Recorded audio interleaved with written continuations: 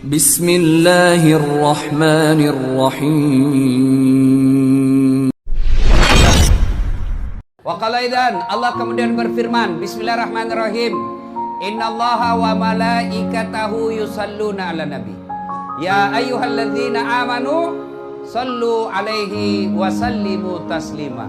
Sesungguhnya Allah dan para malaikatnya bersalawat kepada Rasulullah Muhammad sallallahu alaihi wasallam. Maka wahai orang-orang yang beriman, bersalawatlah kalian kepada Rasulullah dengan sebaik-baik salawat sallallahu alaihi wasallam. Allahumma salli ala sayyidina Muhammad wa ala alihi wa sahbihi ajma'in. Amma ba'd. Ibu bapak, saudara-saudara sekalian, teristimewa tamu kehormatan kita pada malam ini, Bapak Bupati dan Wakil Bupati Kabupaten Kabupaten Luwu Timur, yang insya Allah dimuliakan dan dirahmati oleh Allah Subhanahu wa Ta'ala. Anggota dewan yang terhormat yang kita hormati, yang insya Allah dimuliakan dan dirahmati oleh Allah Subhanahu wa Ta'ala. Mohon maaf, matur nuwun, saya tidak bisa sebut nama satu demi satu yang di depan, kasih habis waktu. Juga saya tidak tahu namanya.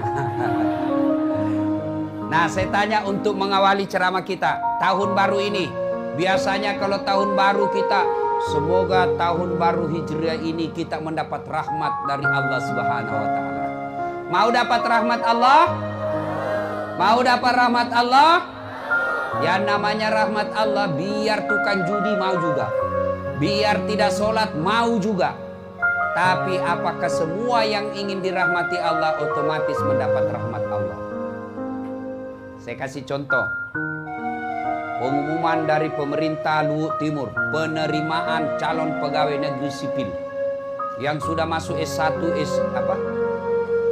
K1, K2, sudah tidak ada masuk namanya K1, di K2 juga tidak ada. Paling gampang cari di KK, pasti ada namanya. Nah, pengumuman penerimaan CPNS, seluruh sarjana daftar. Semua daftar. Apakah semua yang daftar otomatis lulus? Apakah semua yang daftar otomatis diterima? Tidak, yang hanya memenuhi syarat. Yang memenuhi syaratlah itu yang lulus. Begitu juga semua orang Islam mau dirahmati Allah. Semua kita mau dirahmati Allah. Tapi apakah semua yang mau dirahmati Allah otomatis dapat rahmat Allah? Ternyata menurut Quran tidak, bos.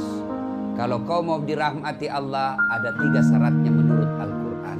Apa itu? 3 jipa, 3 saja. Lebih banyak syaratnya jadi caleg.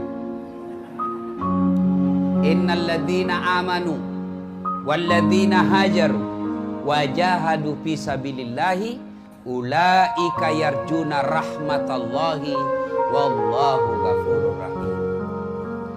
Ini 3 saja syaratnya. Mari kita simak satu demi satu. Yang pertama, innalladzina amanu, harus beriman kepada Allah. Nah, biasanya kalau kita bercerita iman langsung tepuk dada. Wah, saya beriman kepada Allah. Sorry, maaf, ngaku beriman gampang. Yang sulit diakui oleh Allah sebagai orang beriman. Saya ulangi, ngaku beriman kepada Allah gampang. Yang sulit adalah diakui oleh Allah sebagai orang beriman. Saya beriman kepada Allah. Apa betul kau diakui Allah orang beriman? Contoh, ibu bapak kenal Sandiaga Uno? Ibu-ibu kenal Sandiaga Uno? Bu, itu Sandiaga Uno masih sepupu 1 kali sama saya. Bapaknya dengan bapak saya saudara. Begitu dicek ke Pak Sandi, Mas Sandi, sampean sepupu sekali sama Dasat ya? Siapa Dasat? Namanya saja baru ku dengar. Ibu-ibu kenal Yusuf Kalla, wakil presiden? Tahu? Itu nenek dengan nenekku satu nenek. Sama-sama nenek. Begitu dicek, Pak JK katanya sepupu sama Dasat Latif. Siapa Dasat Latif? Cokakna. Baru saja ku dengar namanya. Begitu juga dengan Allah. Ngaku beriman kepada Allah gampang. yang sulit. Betul tidak sampean diakui Allah sebagai orang beriman? Kalau begitu, apa ciri-ciri orang beriman? Apa tanda-tanda orang beriman? Masih ingat pelajaran pendidikan agama waktu kita kecil dulu? Iman adalah meyakini dalam hati, mengucapkan melalui lisan, melakukan dalam kehidupan sehari-hari. Dari definisi ini, iman itu ada 3 unsurnya. 1, yakin kau dulu dalam hati. 2, ucapkan melalui lisan. 3, lakukan dalam kehidupan sehari-hari. Tidak bisa tidak, harus 3 unsur ini dilakukan. Sayang 1000 sayang, masih banyak di antara kita imannya hanya 2/3. Hanya percaya, hanya diucapkan, tidak dilakukan. Contoh, bagaimana hukumnya pakai jilbab? Wajib. Artinya apa? Dosa kalau tidak dipakai. Kenapa tidak pakai jilbab? Kita kan masih gadis, Ustaz. Nanti kita tidak laku kalau kita pakai jilbab. Bagaimana hukumnya menyogok? Haram. Apa artinya? Dosa. Kenapa jadi pegawai nyogok? Tidak diterima orang kalau tidak nyogok, Ustaz. Berarti imannya baru 2/3. Banyak di antara kita seperti itu. Imannya hanya diucapkan, belum dilakukan. Bagaimana hukumnya sholat? Wajib. Artinya dosa kalau tidak. Kenapa kau tidak sholat? Nantilah Ustaz ketika tua. Orang seperti itu, maka imannya baru 2/3. Lebih jauh lagi, bagaimana karakter orang beriman? Pembawaannya, sifat-sifat orang beriman. Mari kita lihat Al-Quran, dengar Al-Quran. Tanda orang beriman itu menurut Quran.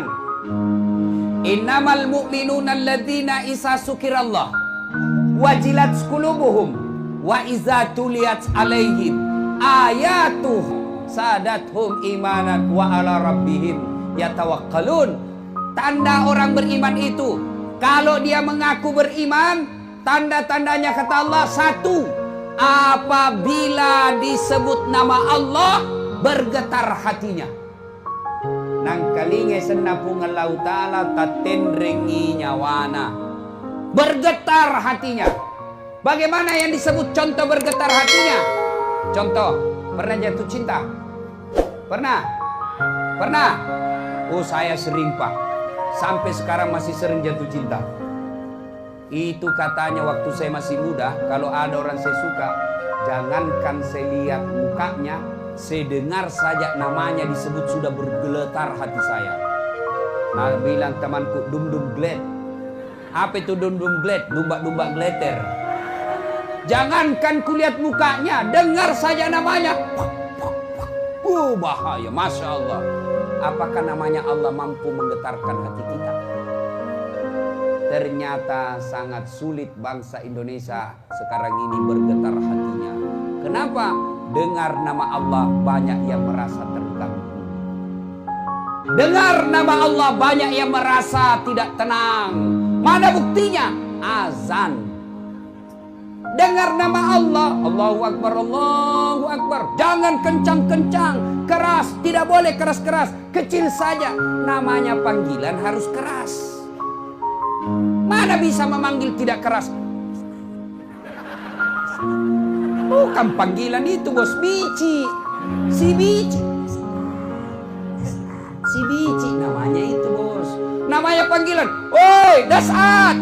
Manggil namanya itu. Azan itu panggilan sholat, jadi harus keras.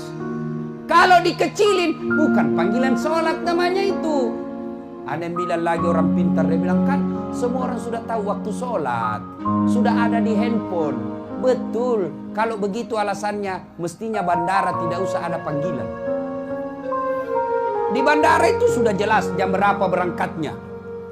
Sudah jelas pintu berapa, sudah jelas pesawatnya. Tapi begitu tiba waktunya, para penumpang nomor penerbangan ini dengan nomor kode ini dipersilakan maju masuk ke pesawat melalui pintu 3. Diulang sampai 3 kali. Azan kita 1 kali nih, bos. Ini diulang 3 kali. Masih belum cukup, disebut nama 3 kali, Pak. Atas nama Dasat Latif dipersilahkan masuk ke ruang pesawat melalui pintu 3. 1, 2 kali dipanggil lagi. Atas nama Dasat Latif dipersilakan naik ke pesawat melalui pintu 3. 2 kali. Sampai 3 kali belum datang. Wabillahi taufiq wa hidayah. Tutup pesawat. 3 kali orang dipanggil, Pak. Kita azan 1 kali merasa terganggu. Gimana ceritanya ini orang merasa beriman?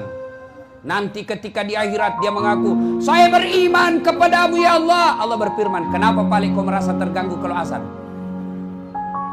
Seandainya azan itu sebut nama Dasat, kan tidak. Nama-nama Allah. Allahu Akbar, Allahu Akbar. Ada yang bilang, mengganggu itu azan, jelek suaranya. Solusinya bukan dikecilkan. Solusinya apa? Solusinya ganti tukang azan yang baik suaranya. Dan ada juga tukang azan bikin jengkel suaranya.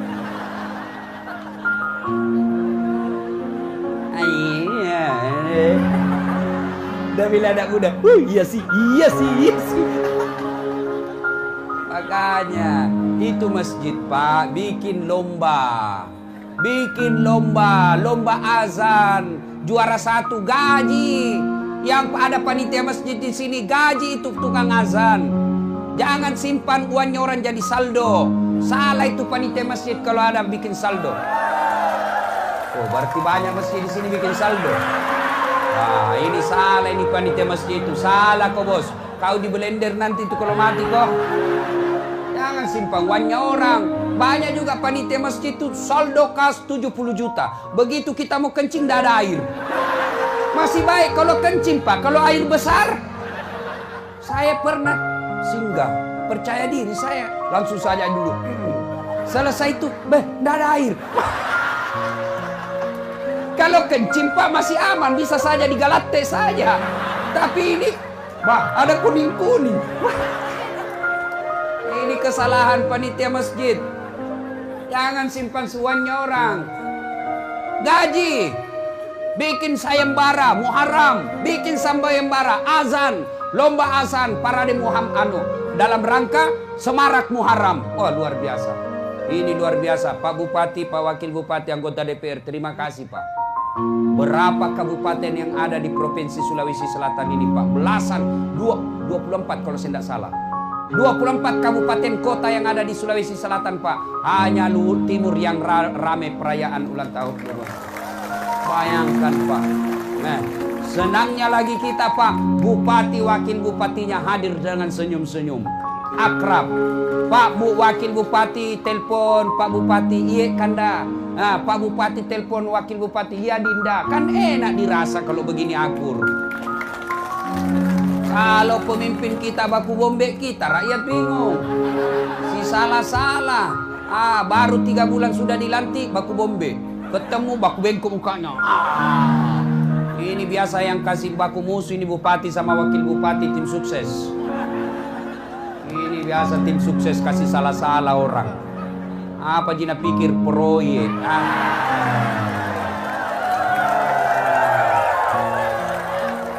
Jangan marah, Pak. Siapa suruh panggil saya? Ada pemborong di sini? Ada? Hati-hati pemborong, Pak. Banyak pertanyaanmu nanti kalau mati kok. Kenapa itu jembatan belum diresmikan sudah rusak? Nah, bilang sudah memang keluar 20%. Kenapa keluar 20%? Sponsor waktu pilkada. Kenapa sponsor di pilkada? Masyarakat tidak mau pilkada, tidak ada uang. Nah, Bapak juga cilaka. Jadi jangan salahkan, sama-sama Bapak salah. Coba kalau politik tidak ada money politik, rakyat tidak mau terima sogok, pemerintah yang mau dipilih tidak mau memberi sogok, aman negara kita ini, Pak.